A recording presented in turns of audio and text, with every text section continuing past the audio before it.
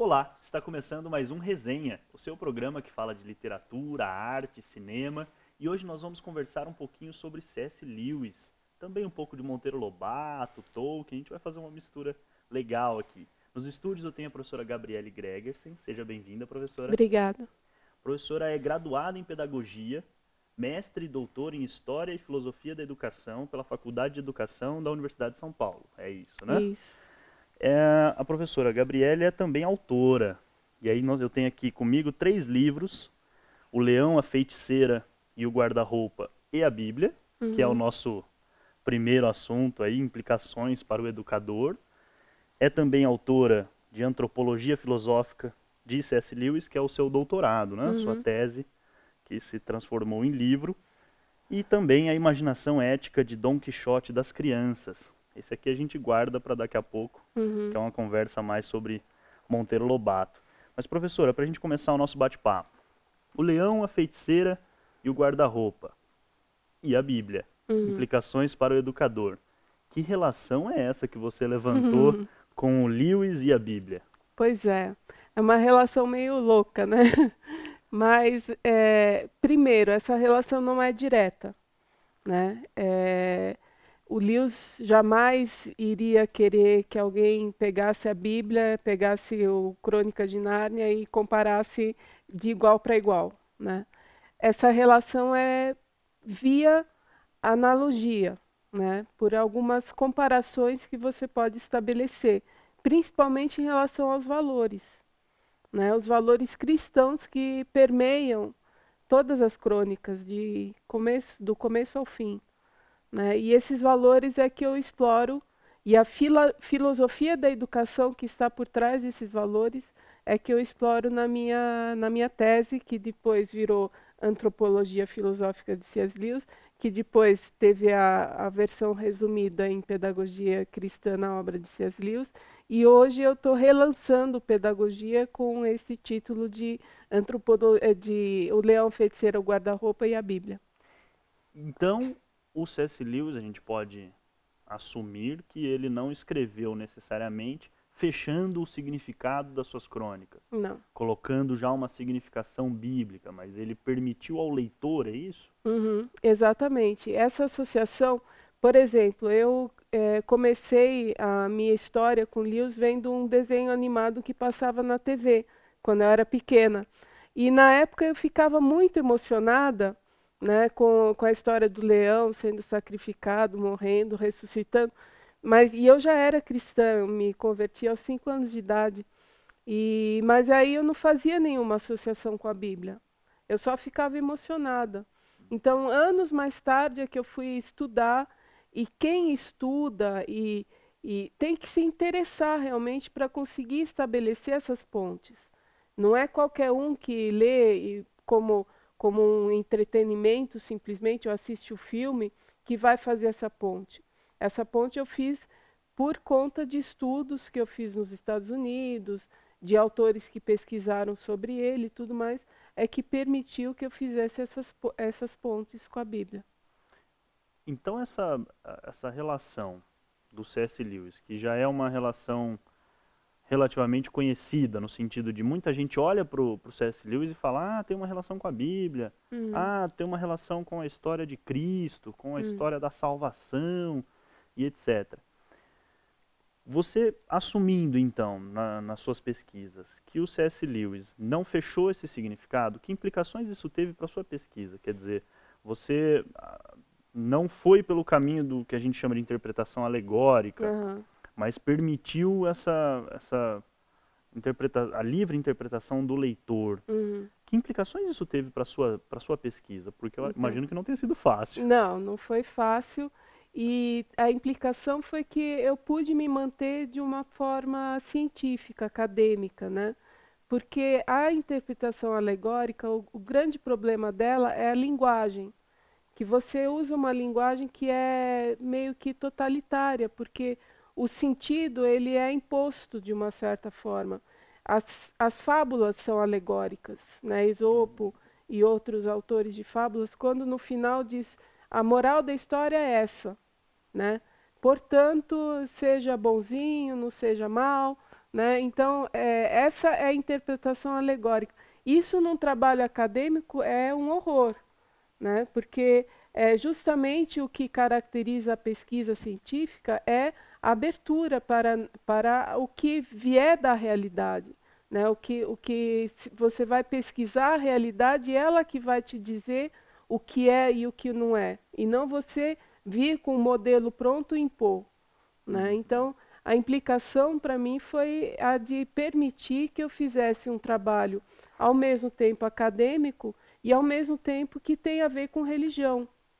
Então, o outro lado da questão é de achar que nenhum trabalho sobre religião pode ser acadêmico. Isso é o outro lado do cavalo.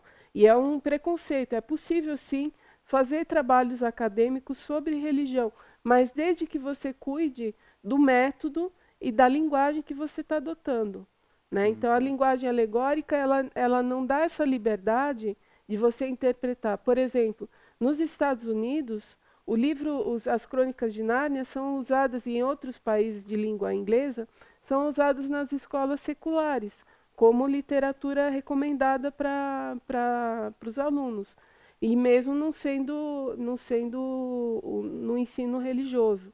Então, por quê? Porque a grande maioria das pessoas não faz associação religiosa nenhuma, simplesmente aprecia a obra porque ela é um clássico reconhecido mundialmente, traduzido para várias outras línguas, né? Então a gente pode olhar para o trabalho do Lewis e encará-lo como não como uma fábula, mas como uma parábola. Exatamente essa linha que eu adoto, né?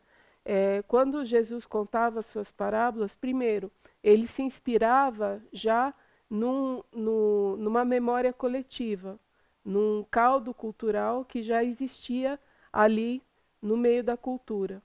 E ao mesmo tempo, ele dizia no final, ele contava a história, simplesmente os fatos, os acontecimentos, as coisas que acontecem na história, sem uma interpretação, olha, não faça isso, deixe de fazer aquilo, ou faça aquilo, outro.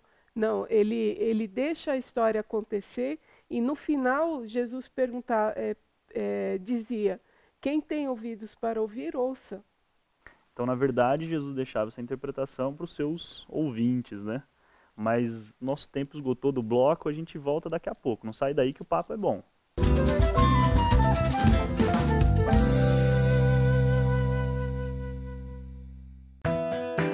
Estudar é uma forma de ampliar horizontes. E no Mackenzie, sempre é hora de aprender. Não importa se você é criança, adolescente ou adulto.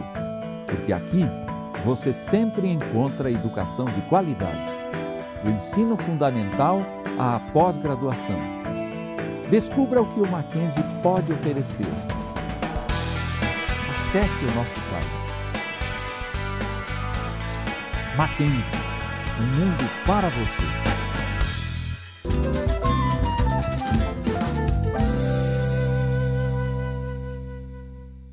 Estamos de volta com resenha, hoje conversando sobre C.S. Lewis, também Tolkien, daqui a pouco Monteiro Lobato, a gente vai tentar costurar esses três aí juntos. Tem aqui nos estúdios a professora Gabriele Gregersen. Professora, no bloco anterior nós estávamos falando sobre as parábolas, né, que é colocando a obra de C.S. Lewis em paralelo com essa ideia de parábola, né, em deixar a interpretação para o ouvinte, para o leitor. A mesma ideia surge em Contos de Fada. Então a gente poderia colocar aí as Crônicas de Nárnia como um conto de fada ou como uma parábola, é isso? Então, isso que em um dos capítulos do Antropologia Filosófica, e portanto também do Leão, a Feiticeira, o Guarda-Roupa e a Bíblia, eu exploro, mas eu não faço ainda a relação direta entre parábola e conto de fada. Eu só coloco que pode ser interpretado como parábola ou como conto de fada. Por quê? Porque o conto de fada original, ele não tinha essa fórmula final do e viveram felizes para sempre, que parece que fecha a coisa, embora também tenha essa ideia da eternidade, para sempre, né? Mas as histórias, os contos de fada originais, eles eram abertos no final. Então, eles sugeriam efusivamente o final feliz, mas de uma forma aberta. Então, por que que isso é tão importante e que implicação isso tem? Nós, como educadores, nós temos a função de educar, ou seja, de formar o caráter da pessoa. Isso você pode fazer de duas formas. Você pode fazer isso impondo uma moral, dizendo, olha, filhinho, não faça isso e faça aquilo. Ou então você pode criar situações para a criança, para ela tomar suas próprias decisões, de decisões morais, que a gente fala, né? Que não é uma questão só de fazer ou deixar de fazer alguma coisa, mas é uma questão de seguir princípios. E é essa vertente dos princípios que é o que une as parábolas aos contos de fada. E é isso também que permite uma interpretação cristã das Crônicas de Nárnia, pela vertente dos valores, da ética da história, né, da moral da história, não caindo no moralismo, claro, né, mas a moral entendida como ética, como princípios, como virtudes que estão presentes na história e com as quais a criança pode vir a se identificar se ela estiver preparada para isso. Interessante que você levantou, quando falamos de contos de fada, a questão da criança. E aí, quando nós pensamos na obra, principalmente nas Crônicas de Nárnia, C.S. Lewis, nós pensamos, pelo menos a associação que se faz hoje, a impressão que eu tenho, é de que é uma obra que alcançou muito o público infanto-juvenil. E que teve quase que essa preferência pelo público infanto-juvenil. Mas, ao que parece, o C.S. Lewis não pensou em escrever para esse público. Parece que ele escreveu para um público genérico nesse sentido, né? Como que é essa questão do Lewis e como que é analisar, tendo em vista isso, de que ele não é necessariamente uma obra infanto-juvenil, mas que atingiu um público infantil e os adolescentes? Como que é essa relação? Então, a Bíblia diz para a gente se tornar como uma criança para poder conquistar o reino de Deus. E uma criança é a primeira pessoa a entender a mensagem das crônicas, porque elas são uma mensagem do reino, sabe? Então, essa que é a relação, a proximidade com a criança. Mas a obra em si, ela é um clássico, como o Dom Quixote. Aí, talvez já deu para ver a relação, né? Os grandes clássicos mundiais da literatura, eles não têm público. Então, quando você se propõe a escrever, normalmente o seu editor, ele pede qual é o seu público-alvo. Mas um clássico, um autor de um clássico, ele não tem essa pergunta. Essa pergunta é descabida, não vale para ele, porque ele é um clássico, porque ele fala uma linguagem universal. É como a linguagem do esporte, a linguagem da matemática. Ele fala uma linguagem que, de 8 a 80, as pessoas podem entender. Então, tem um capítulo maravilhoso no Ortodoxia do Chesterton, que eu menciono bastante no livro, que influenciou muito o Lewis e também o Tolkien, do Ortodoxia, chamado A Ética dos Contos de Fada, ou da Elfolândia, que também tem outras traduções que falam em Elfolândia, em que ele diz que depois ele entendia os contos de fada quando ele era pequeno, e depois dos 40, ele foi redescobrir os contos de fada e foi descobrir que as grandes verdades que ele aprendeu na universidade através da filosofia, ele já estavam lá presentes no jardim de infância, nas histórias da crecheira. Então, quer dizer, se você tem um coração com espírito infantil e preparado propenso para entender a mensagem da história, você, como adulto, você também pode entender e mais, você pode associar a grandes questões da humanidade. Isso que caracteriza os grandes clássicos da literatura, que eles falam das grandes questões de toda a história da humanidade. Um outro autor que trabalhou tem uma produção parecida com a do Lewis, o Tolkien, muito conhecido pelo Senhor dos Anéis. Ele também tem segue essa linha, quer dizer, ele hoje é muito lido por adolescentes, né? Os adolescentes gostam muito da obra do Tolkien. Mas ele também escreveu como um clássico? Sim. E aí tem um terceiro gênero que dá para fazer paralelo, né? Tem a parábola, o conto de fada e o mito. Na verdade, o Tolkien, eu escrevi um livro sobre a ética, O Senhor dos Anéis, da fantasia ética, nessa ordem, da fantasia ética. Eu exploro os valores que estão permeados no Senhor dos Anéis, que remetem a essas mesmas questões da humanidade que os mitos também tratam. Então, os mitos tratam da questão da origem do ser humano, né, da origem do mal, da relação do mal com o bem, da questão do sofrimento, da questão da coragem, do heroísmo, do patriotismo, das guerras. Então, essas questões todas, elas estão presentes no mito. E o Tolkien, numa das cartas, se não me engano, ele diz que a pretensão dele era de escrever, ele sentia muita falta de um mito na Inglaterra, sabe? Não havia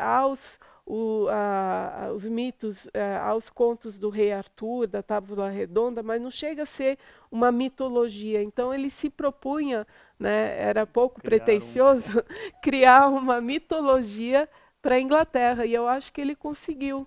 Com certeza, os adolescentes estão aí para dizer. Estão aí para dizer. O tempo também desse bloco se esgotou, não saia daí, no próximo bloco a gente vai falar sobre Monteiro Lobato, que também entra nessa conversa de Tolkien e C.S. Lewis. Até mais.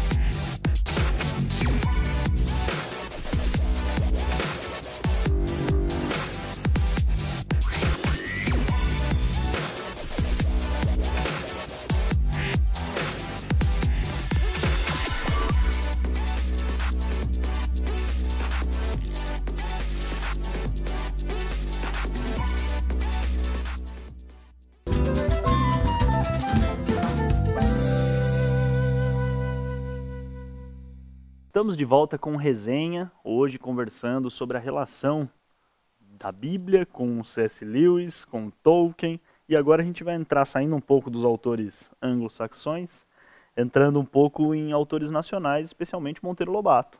Você publicou agora A Imaginação Ética de Dom Quixote das Crianças, fazendo uma relação do Monteiro Lobato com essas questões que já estavam sendo discutidas em C.S. Lewis. Que relações são essas, professora? Pois é, meio maluco, né? Bom, na verdade, quando eu terminei o meu doutorado, eu fiquei um pouco insatisfeita, porque eu pensei, nossa, eu estudei Chesterton, Tolkien, estudei também Joseph Pieper, que é um autor alemão, e não estudei nenhum brasileiro. Será que no Brasil nós não temos algum Lewis brasileiro que pudéssemos explorar um pouquinho? E aí eu caí no Dom Quixote. Na verdade, eu tinha considerado a possibilidade antes de trabalhar o Dom Quixote mesmo, né, do Cervantes. Uhum. Mas aí é uma tarefa hercúlea, porque é simplesmente a maior obra mundial de todos os tempos, né, o maior clássico de todos os tempos. Então eu pensei, não, vamos fazer uma coisa. E aí eu descobri mais doméstica. E aí eu descobri que o Monteiro Lobato, e eu já tinha pesquisado bastante do Monteiro Lobato, ele tinha escrito essa obra em particular. E ele era muito interessado em mitologia, em obras clássicas. Ele era um tradutor, ele era um homem multifacetado. E o fascinante na vida dele, que eu acho que tem tudo a ver com Lewis e Tolkien, é que houve um momento na vida dele, um homem brilhante, com várias incursões no jornalismo, na literatura, na tradução, no mundo dos negócios, na política. Então, e houve um momento em que ele descobriu o mundo da literatura infantil como uma ferramenta de alcançar coisas que ele, pela via da razão e falando com adultos, ele não alcançaria. Ele não alcançou, na verdade. Ele começou a mudar o mundo, de fato, quando ele descobriu o Sítio do Pica-Pau Amarelo. E eu digo descobriu porque esses autores, eles literalmente, eles não inventam as coisas, eles descobrem as coisas. As coisas é que vêm para eles. Né? Tanto que ele fala que a Emília briga com ele. E a Emília, de fato, ela conversa com ele. Né? A Narizinho conversa com ele. E o Lewis também tem isso, de conversar com os personagens no meio da história, de repente ele está falando com eles. Então, essa coisa do clássico, o Lobato tem de mão cheia. Ele não necessariamente, o Lobato era como Tolkien e Lewis e Chesterton, cristão, mas ele tinha valores cristãos, né? E é através dos valores que a gente pode estabelecer um diálogo. E esse que é o grande objetivo, eu acho, do estudo da religião, do estudo da teologia, é de estabelecer pontes, né? De diálogo entre as nações, entre as pessoas, que possa unificar essa busca que todo mundo tem pelo que há de além da razão, né? E o que há de além da razão é justamente a imaginação. Então, nesse livro do Monteiro Lobato, eu faço toda uma parte, que é o meu trabalho de pós-doutoramento, que eu faço um estudo dos filósofos sobre o que cada um deles falou sobre a imaginação. E é interessante que todo filósofo fala alguma coisa sobre a imaginação e não há acordo nenhum. Ninguém entra no acordo. Se ela é uma enganadora, né, porque muitas vezes fala, você está imaginando coisas. Você está enganado, você está ludibriado, mas ao mesmo tempo, sem imaginação, sem o sonho, sem a utopia, a gente não vive, né? A gente não tem projetos, a gente não tem realizações, né? Então, é como a ilusão, né? Estar iludido é uma coisa ruim, mas estar desiludido também é uma coisa ruim. Né? Estar desiludido significa estar sem sonhos. Né? E o Lobato era um grande sonhador. Ele era um homem que foi um homem que descobriu na imaginação um grande potencial de mudar o mundo, de fazer diferença nesse mundo. Né? Então, isso que eles tinham em comum. O Lewis, o Tolkien, o Chesterton, eles perceberam na linguagem que eu chamo de literatura imaginativa, que reúne parábola, conto de fada, mitologia, eles perceberam nessa literatura imaginativa um potencial enorme de influenciar e mudar de fato o mundo. Há uma curiosidade sobre o Monteiro Lobato, que ele lutou sempre pelo petróleo no Brasil, né? Que descobrisse. E foi justamente quando ele lançou o Poço do Visconde que de fato descobriram petróleo no Brasil e numa cidade chamada Lobato, na Bahia. Então, foi uma coincidência interessante, mas que tem uma moral. Né? Os fatos históricos, às vezes, também têm moral. Né? E que mostra que, por mais que ele lutasse a vida toda, foi na linguagem infantil, na literatura infantil, que ele descobriu a porta aberta, potencialmente aberta, para ele fazer diferença nesse mundo. E como fez, né? Influenciou uma geração inteira de pessoas. Sem dúvida, um dos maiores escritores brasileiros, sem dúvida. E é nessa linha da discussão da imaginação que a gente consegue levar essa discussão para a sala de aula, porque eu vi que você também levanta um pouco do lúdico, da pedagogia, né, de uma maneira geral. É nesse viés imaginativo que a gente entra no lúdico? Sim. A imaginação, ela tem um poder não só de veicular valores, que é a minha tônica, né, que é o meu gancho maior, mas ela tem também a capacidade de facilitar o aprendizado. Né? Então, se uma criança, não adianta enfiar na cabeça dela, aos socos, né, uma fórmula matemática abstrata. O que é no abstrato, para a criança, entra por um ouvido e sai pelo outro. Ela pode até decorar aquela fórmula, mas aquilo não tem significado. Então, Lewis dizia que a razão é o órgão da nossa mente responsável pela verdade das coisas. Então, a verdade das coisas eu entendo racionalmente, mas eu não entendo essa verdade sem o sentido. Então, a imaginação é o órgão do sentido. E as duas coisas, razão e imaginação, são como duas asas de um anjo, né? Um anjo não consegue voar com uma asa só, né? Então, as coisas podem ser racionais para o professor, por exemplo. Ele pode ter muito bem o conteúdo na sua mente, mas se ele não revestir esse conteúdo com uma roupagem, com uma linguagem que faz o link de sentido, de significado, ele não consegue transmitir, ele não consegue trabalhar ou fazer com que a criança se aposse desse significado, desse conteúdo, né? Então, essa é a grande moral existem metodologias, existem filosofias de educação que trabalham nesse sentido do lúdico, da aprendizagem significativa. Nós temos aí o Ausubel, da aprendizagem significativa, que trabalha os subsunsores, os links, né, de significado entre as coisas. Então, é toda uma linha da educação que já percebeu a importância do significado. E a imaginação é que introduz esse significado para a criança. Infelizmente, o nosso tempo acabou. O bate-papo foi muito bom, professora. Muito obrigado pela sua participação. Obrigada eu. Este foi mais um Resenha. Vocês que tiveram alguma sugestão, alguma ideia, mande a sua ideia para a gente. resenha@mackenzie.br. Até a próxima.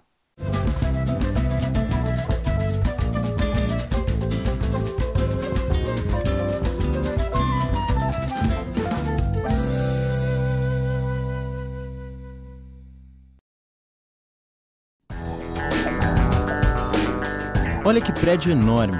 Nele vivem centenas de pessoas. Você conseguiria projetar uma obra como essa? E que tal este prédio? Lindo, não é? Mas não basta ser bonito. Tem que dar conforto às pessoas. Você sabe como fazer isso? Casas, prédios, para você morar ou trabalhar neles, eles precisam ser projetados. Tem que fazer cálculos, desenhos, prever os materiais. Você seria capaz de fazer isso? Um arquiteto, sim. Em um curso de arquitetura, você tem aulas de sistemas construtivos, paisagismo, conforto ambiental, estética e muitas outras. Você aprende a unir criatividade e ciência para melhorar a vida das pessoas. Mackenzie.